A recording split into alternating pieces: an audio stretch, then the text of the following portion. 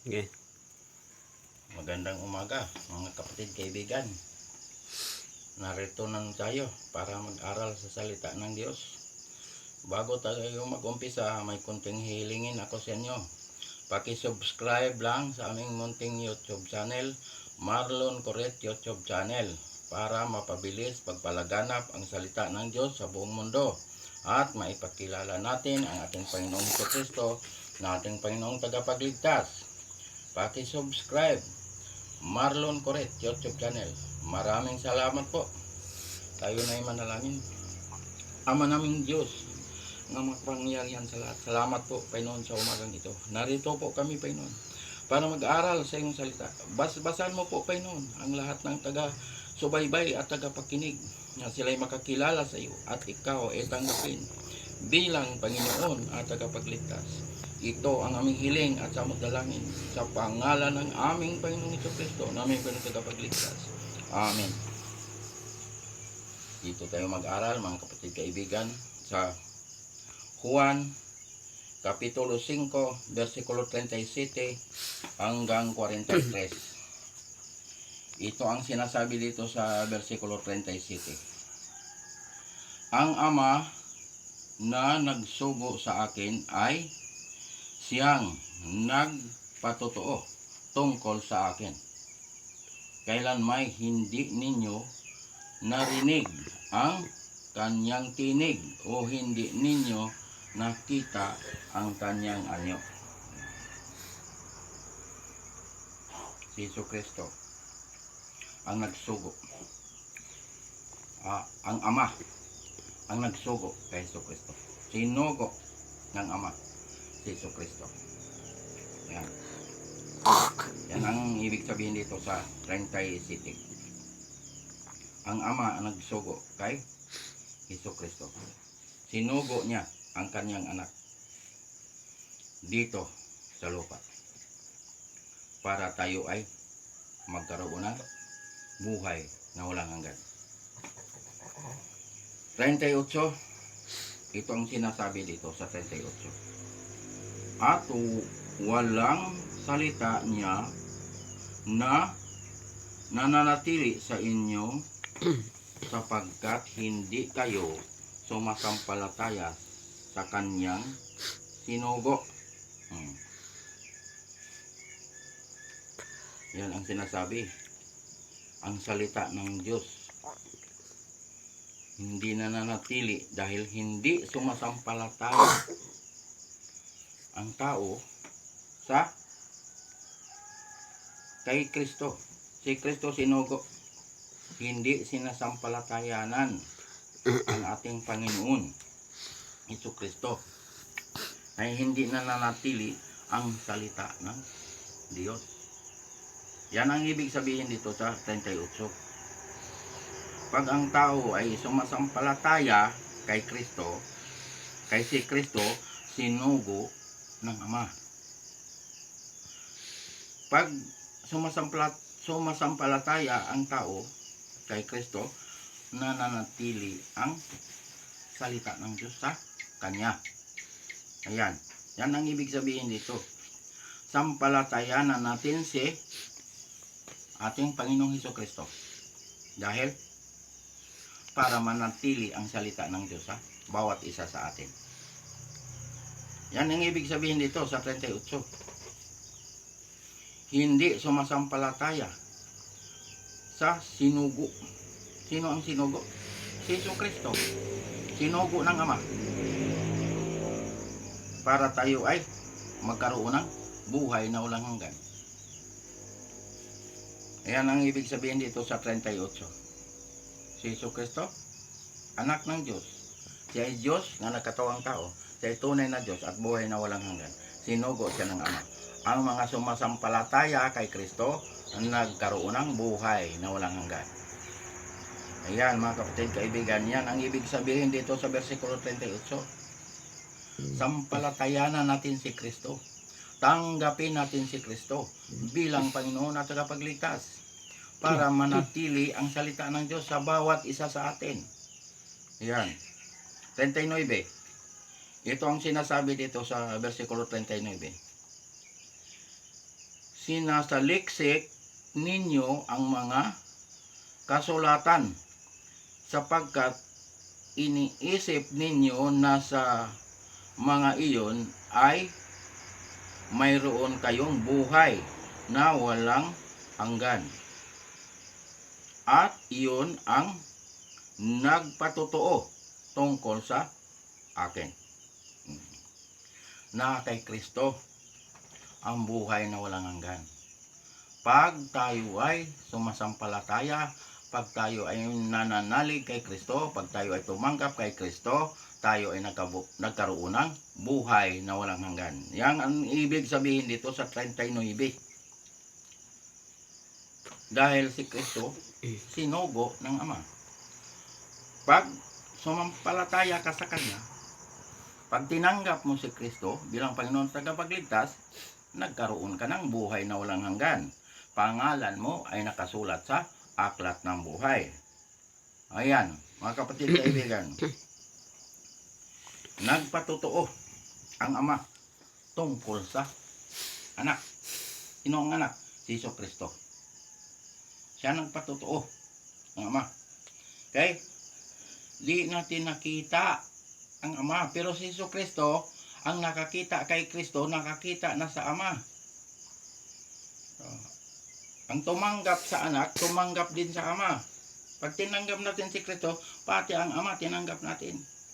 Ayan. Yan ang ibig sabihin yan. 40. Ito ang sinasabi dito sa 40. Subalit, ayaw ninyong lumapit sa akin upang kayo'y magkaroon ng buhay. Yan ang sinasabi dito. Ayaw lumapit kay Kristo para magkaroon sana ng buhay. Kaya tayo ay, ang gusto ng Diyos, lumapit tayo sa Kanya. Maniwala tayo sa Kanya. Tanggapin natin siya bilang Panginoon at tagapagligtas para tayo ay magkaroon ng buhay na walang hanggan. Yan ang ibig sabihin dito sa 40. Ayaw lumapit kay Kristo. Pag lumapit sana at maniwala at tumanggap kay Kristo, magkaroon ng buhay na walang hanggan. Yan ang ibig sabihin dito sa versikulo 40. Ayaw lumapit kay Kristo. Dapat tayo ay lumapit at tanggapin natin si Kristo bilang Panginoon at tagapagligtas para magkaroon tayo ng buhay na walang hanggan. Yan mga kapatid, kaibigan. Yan ang ibig sabihin dito sa versikulo 40. 41. Ito ang sinasabi. Hindi ako tumatanggap ng kaluwalhatiang mula sa mga tao. Hindi siya tumatanggap ng kaluwalhatiang mula sa tao. Ang kaluwalhatian ang tanggapin ng mula sa Diyos. Ayan. Pag tayo sumasampalataya sa Kanya, naluwalhati ang Diyos. Pag si Kristo ay tinanggap natin bilang Panginoon at tagapagligtas. Ayan. Ayaw tumanggap ng kaluwalhatian ng tao.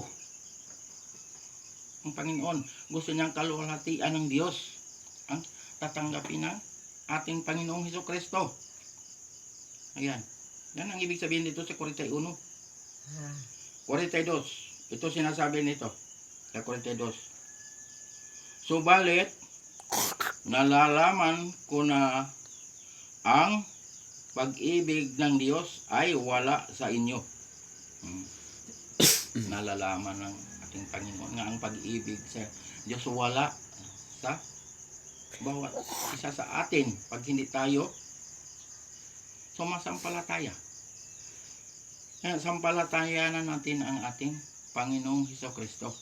Pag sumasampalataya tayo kay Kristo, pati ang Ama, sinasampalatayanan natin. Yan. Naluwalhati ang Diyos. Yan. Yan ang ibig sabihin dito sa versikulo 42. Last verse, 43. Ito sinasabi rito. Naparito ako sa pangalan ng aking Ama. At hindi ninyo ako tinanggap. Kung iba ang pumarito sa kanyang sariling pangalan, iyon ang inyong tatanggapin. Pag iba pumarito, tatanggapin ninyo. Pag si Kristo, ayaw niyo tanggapin. Yan ang ibig sabihin dito sa 43. Naparito si Kristo upang tayo ay magkaroon ng buhay na walang hanggan. Pero ang sabi, hindi tinanggap. Kaya ngayon, narinig natin itong mensahe na to. Sampalatayanan natin si Kristo. Tanggapin natin si Kristo bilang Panginoon at tagapagligtas para tayo ay magkaroon ng buhay na walang hanggan. Ito mga kapatid, kaibigan, itong salita ng Diyos ay buhay. At ito ay katotohanan. Ang Diyos ay hindi marunong magsinungaling. Pag sinabi niya ay totoo at mangyayari at magaganap. Kaya ngayong umagang ito, narinig natin itong mensahe na to. Sampalatayanan natin si Kristo, tanggapin natin si Kristo bilang Panginoon at tagapagligtas para tayo ay magkaroon ng buhay na walang hanggan. Ito mga kapatid, kaibigan, ito ang katiyakan ng ating kaligtasan. Tiyakin natin ang ating kaligtasan dahil ang kaligtasan na kay Kristo. Si Kristo lamang ang tagapagligtas, wala nang iba. Walang ibang pangalan nga makapagliligtas kundi kay Jesucristo lamang. Gawa 4:12. Siya lamang ang tagapagligtas, wala nang iba. Kaya nga, narinig natin itong mensahe na to. Paniwalaan natin ito. Tanggapin natin si Kristo bilang Panginoon at tagapagligtas para pangalan natin ay nakasulat sa aklat ng buhay. Yan mga kapatid, kaibigan, mahal tayo ng Diyos. Ayaw ng Diyos na tayo'y mapahamak. Gusto ng Diyos na tayo'y maligtas. Ang tao lang ang may problema. Ayaw maniwala. Ayaw makinig sa salita ng Diyos. Ayaw tumanggap kay Kristo. Kaya nga sila ay napahamak. Pero matagal na ang ginawa ni Kristo ang kaligtasan sa krus sa Kalbaryo. Matagal na ang binayaran ni Kristo ang ating mga kasalanan. Ang tao lang ang ayaw maniwala. Pag ang tao ay naniniwala at nananalig kay Kristo at tumanggap kay Kristo, tiyak, nagkaroon ng buhay na walang hanggan. Tiyak, pangalan niya nakasulat sa aklat ng buhay. Nasa pananalig kay Kristo, nasa pagtanggap kay Kristo, nagkaroon tayo ng buhay na walang hanggan. Basta ngayong umagang ito, mga kapatid kaibigan, pag kayo tumanggap kay Kristo, may buhay na kayo na walang hanggan. Magpabautismo sa ngalan ng Ama, sa ngalan ng Anak, sa ngalan ng Espiritu Santo. Sundin ang kanyang mga utos. Huwag natin lapastanganin ang utos ng Diyos. Huwag natin burahin ang utos ng Diyos. Huwag natin itakwil ang utos ng Diyos. Pag totoo tayong nakakilala sa Diyos, sundin natin ang kanyang mga utos. Ayan ang sabi ng ating Panginoong Jesucristo sa Juan 14, versikulo 15. Kung iniibig ninyo ako, sundin nyo ang aking mga utos at tutuparin ninyo ang aking mga utos. Ayan ang sinasabi ng ating Panginoon. Ipatupad ang kanyang mga utos. Huwag natin sabihin borado na ang utos. Huwag natin wala na ang utos. Nananatili ang utos ng Diyos. Dahil itong utos ng Diyos, ito ang mag-identify sa bawat isa sa atin na totoo tayong nakakilala sa Diyos. Hindi tayo makagawa ng masama pag alam natin ang utos ng Diyos.